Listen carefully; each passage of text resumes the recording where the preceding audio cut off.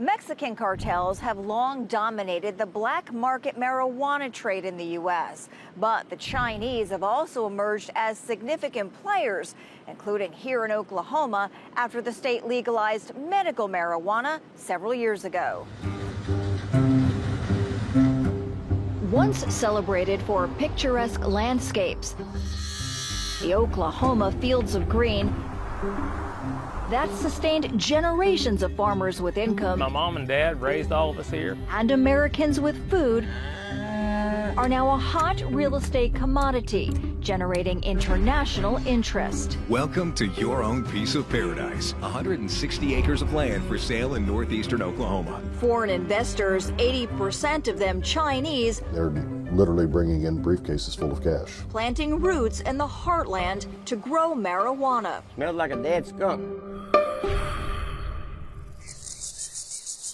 Oklahoma's land rush took off when voters green-lighted medical marijuana in 2018. Voters approved a medical marijuana proposal on Tuesday, and it's one of the most permissive in the country. It accelerated 2 years later due to pandemic shutdowns. Major cities across the country are looking more like ghost towns, while other states locked down. After we sat around feeling sorry for ourselves a little while, we got up and dusted ourselves off. Oklahoma opened wide for business.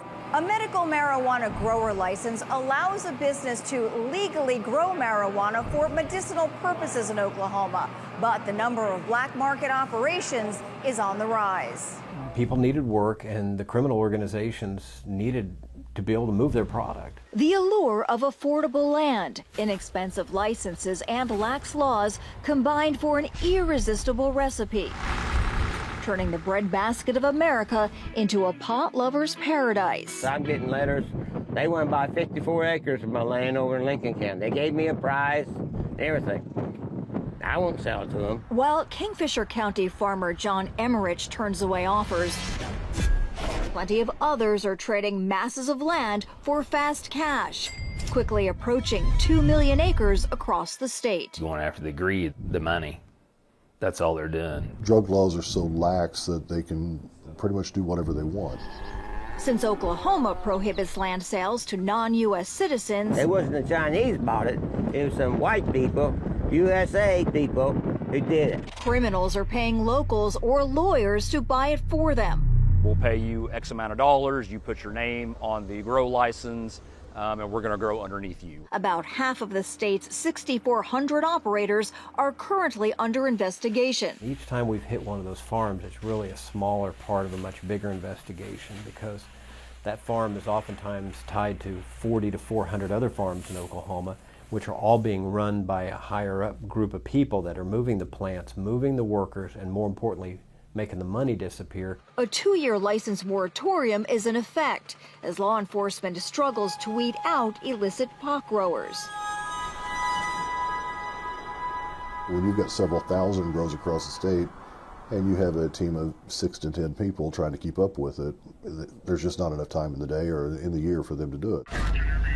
Their investigations widening to include human traffickers and violent crime. This was ruthless execution-style killings. Correct. Who? Are there other people inside? Yeah. Okay. One of the worst cases happening on this 10-acre marijuana farm in Kingfisher County. What led to the execution of 4 Chinese nationals here? So what we were told about was this was all over money. Approximately $300,000. Don't care who they hurt or kill or anything.